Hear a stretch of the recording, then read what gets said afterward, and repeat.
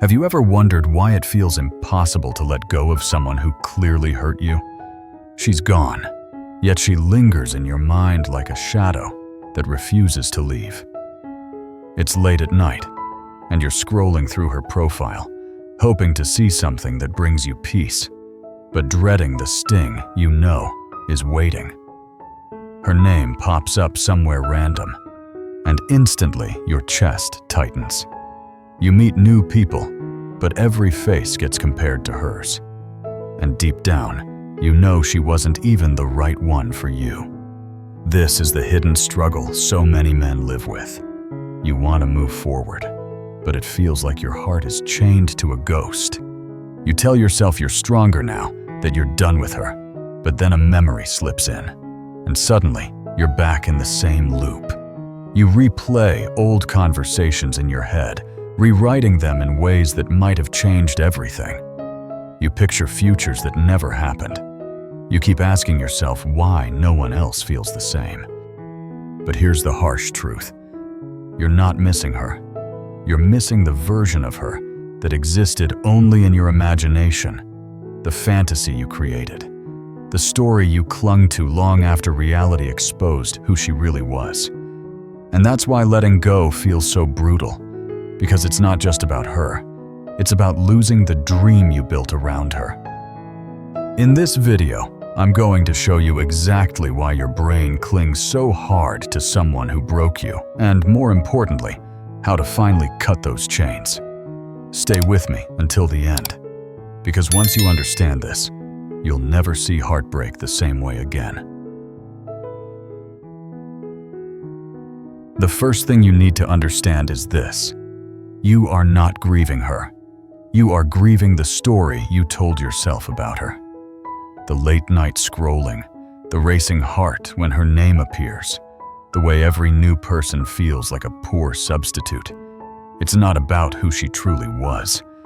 It's about the fantasy version you built in your mind. Think about it.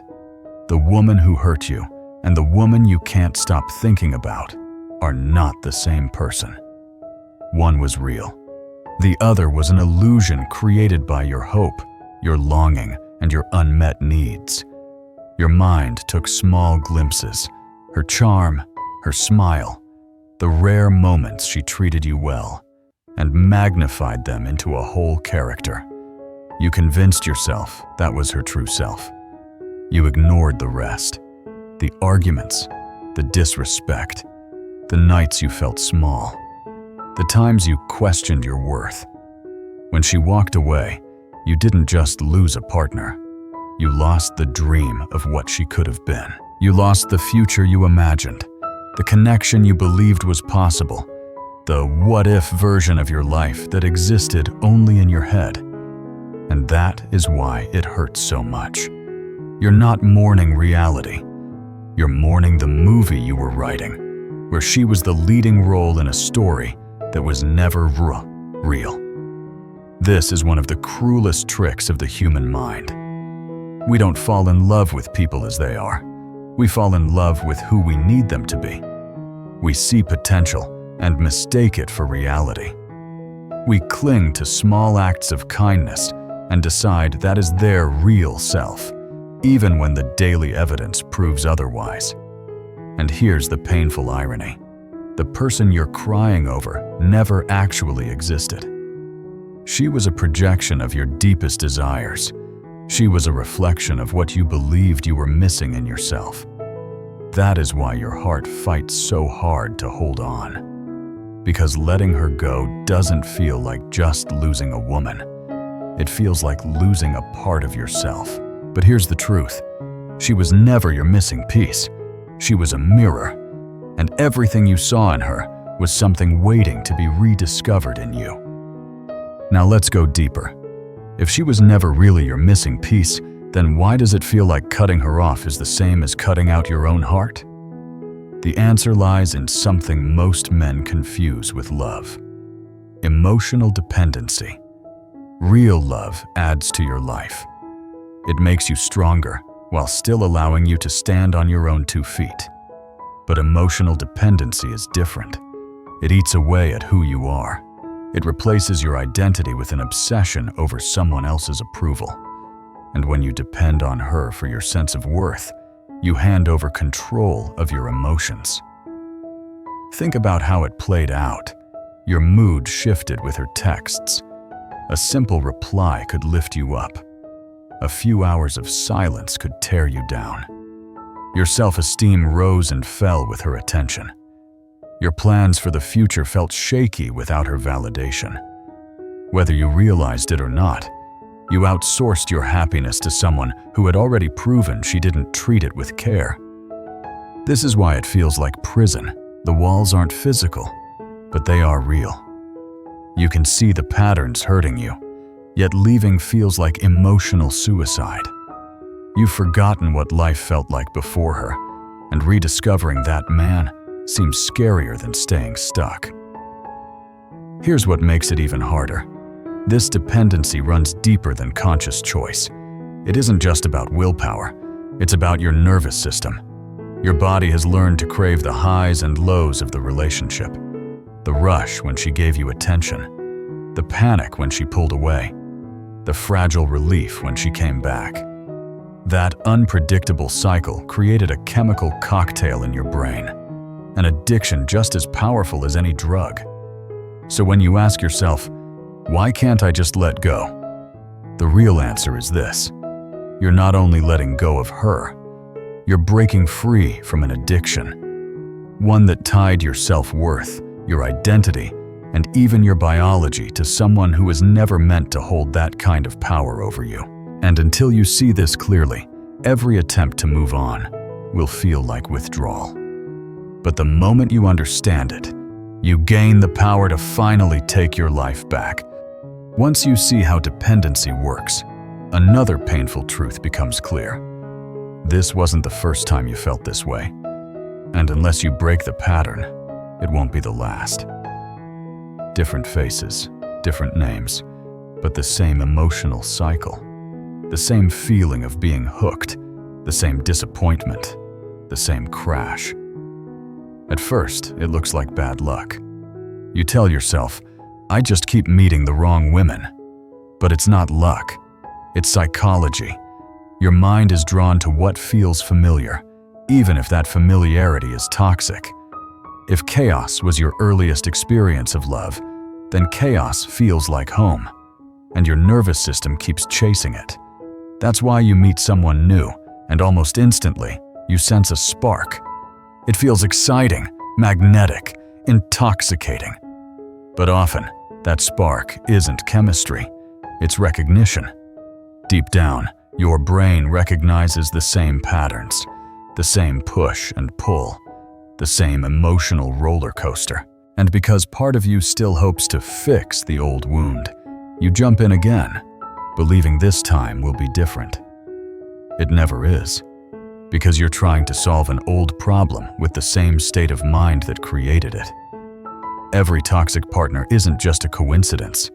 She's your unconscious attempt to rewrite your past, to finally win the approval you didn't get, to prove your worth in places where it was once denied. But here's the harsh reality. That cycle will keep repeating until you choose to break it. That gnawing anxiety you feel when you think about her isn't random. It's a signal. It's your psyche screaming that something deep inside you needs healing. The intensity of your attachment is directly tied to how disconnected you are from your true self. When you're living in alignment, toxic people feel foreign. But when you're disconnected, their chaos feels comfortable, because it matches your own inner storm. So the question isn't, why do I keep attracting the wrong women? The question is, what inside me still confuses chaos with love? Until you face that truth, you'll keep finding yourself in the same emotional prison, just with different cellmates. So if the cycle keeps pulling you back, how do you finally break free? The answer might surprise you. It's not about forgetting her. It's about remembering yourself. Think about who you were before she entered your life. The man who had dreams, opinions, and boundaries. The man who didn't shrink himself just to keep someone else around. That version of you is still here. He's buried under layers of fear, doubt, and approval-seeking. But he never left. And the real work of healing is uncovering him again. Here's the truth. She didn't just reveal her character. She revealed yours. Every time she crossed a boundary, she exposed where you hadn't set one. Every promise she broke showed how often you broke promises to yourself. Every moment she made you feel small highlighted the ways you'd been shrinking long before she came along. That's why the pain cuts so deep. It's not only about her. It's about facing the parts of yourself you abandoned. But this is also where the power lies. Because pain is not just punishment. Pain is information. It's a signal telling you what needs to change. Every tear, every restless night, every wave of longing is data. Data that points you back to the work you must do within yourself. And here's the good news. Once you shift the focus inward, toxic people lose their grip. When you reconnect with your authentic self, their chaos feels foreign. Their games no longer pull you in. Their energy no longer feels like home, because you've built a new home inside yourself. This journey isn't about becoming someone new. It's about becoming someone real. The man you were before you learned to bend, to hide, to beg for scraps of love. When you remember that man, you no longer need her attention to feel alive. You no longer confuse her unpredictability with passion, and you no longer see her as your missing piece, because you finally realize you were whole all along. Understanding the truth is only half the battle. Freedom comes when you take action. You can't keep feeding the obsession and expect to heal. You need space, you need boundaries, and you need to give your nervous system a chance to reset. That starts with simple but powerful steps. Delete her number, unfollow her on social media. Stop revisiting the places where you know you'll run into her. This isn't about running away. It's about removing the triggers that keep you locked in the loop. Think of it like detox. You can't break the addiction if you keep sneaking small doses of the drug. Once you've created distance, fill the space with things that bring you back to yourself. And I don't mean empty distractions. I'm talking about real practices that reconnect you with who you are. Write in a journal, not just to vent, but to hear your own voice again. Move your body, work out, run, or train, so you remember what it feels like to carry your own strength instead of her mixed signals. Spend time in silence, away from the noise, so you can separate your thoughts from hers. Most importantly, build a relationship with your own emotions. Feel your anger without needing her to validate it. Sit with your sadness without hoping she'll care. Practice joy that isn't dependent on her attention. The more you reclaim these emotions as yours, the less power she has over them. And here's the key. Set standards. Not just for her, but for everyone you allow into your life. Decide how you want to be treated and enforce it.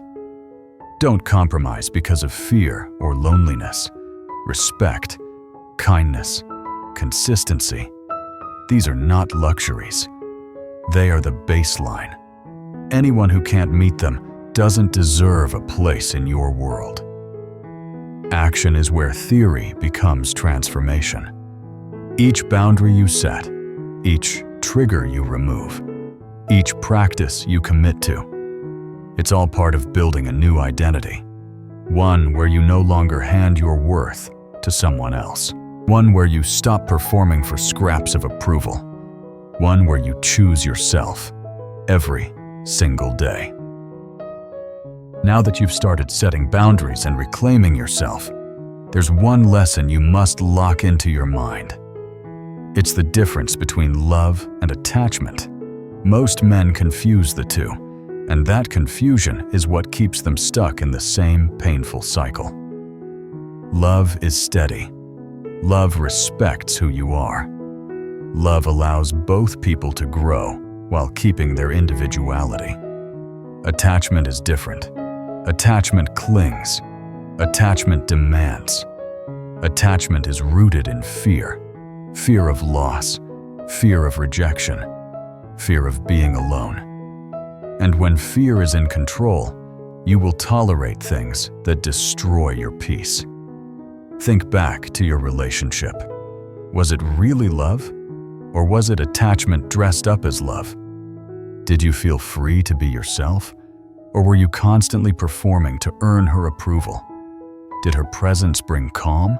Or did it fill you with anxiety about when she might pull away again? These are hard questions, but they reveal the truth. Attachment creates suffering because it refuses to accept reality.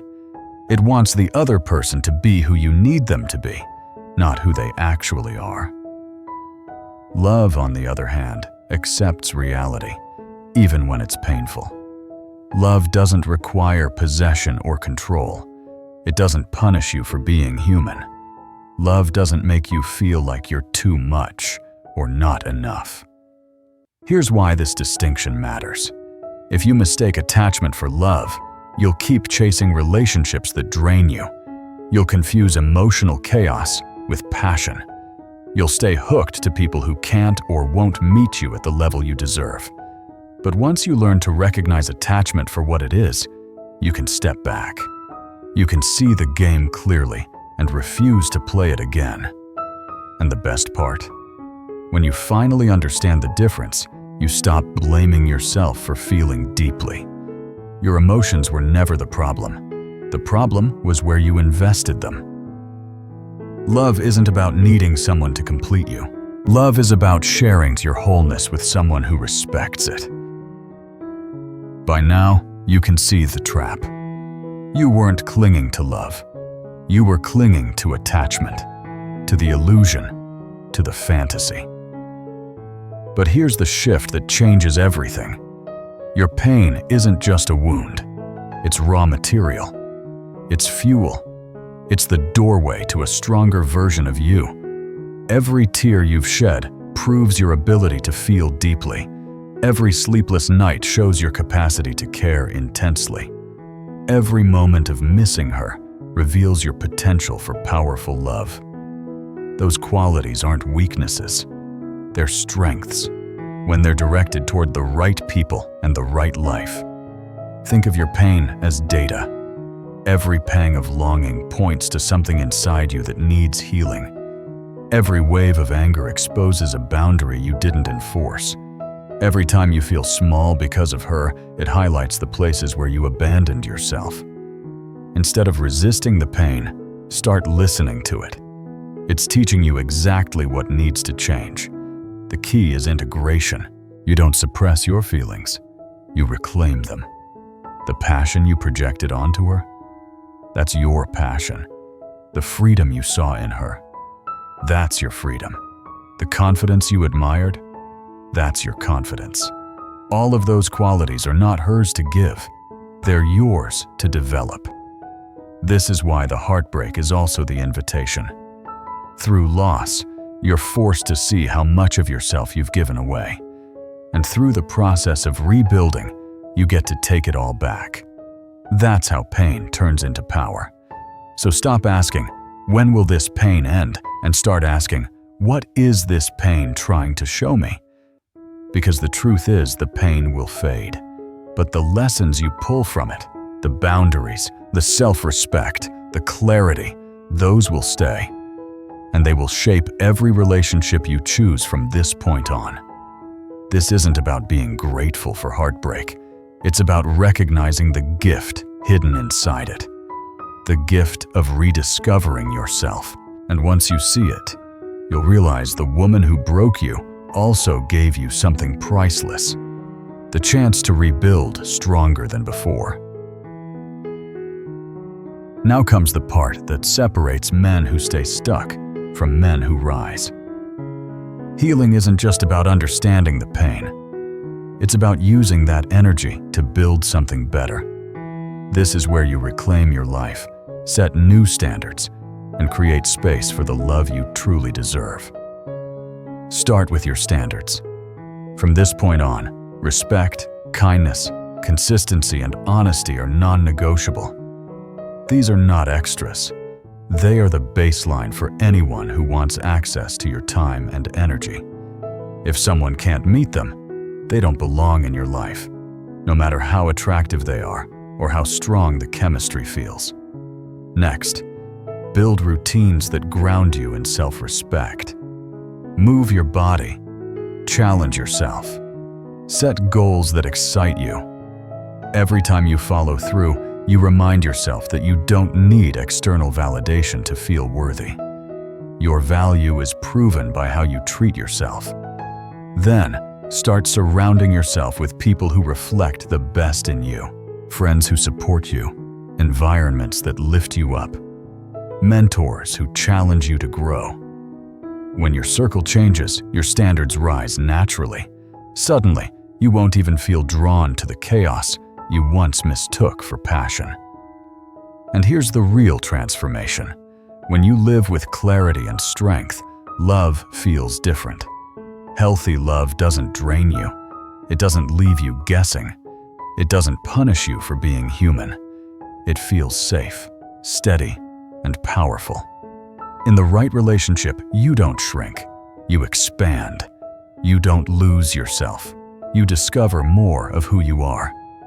This is why your heartbreak, as painful as it was, is also a gift. It gave you the opportunity to reset the template, to stop chasing approval and start choosing alignment, to stop tolerating disrespect and start demanding reciprocity. You're not building a life to prove her wrong. You're building a life because you finally see your worth. And when you choose yourself at this level, the right kind of love will recognize it and meet you there. Up until now, we've been talking about letting her go. But here's the truth most men miss. The real freedom doesn't come from releasing her.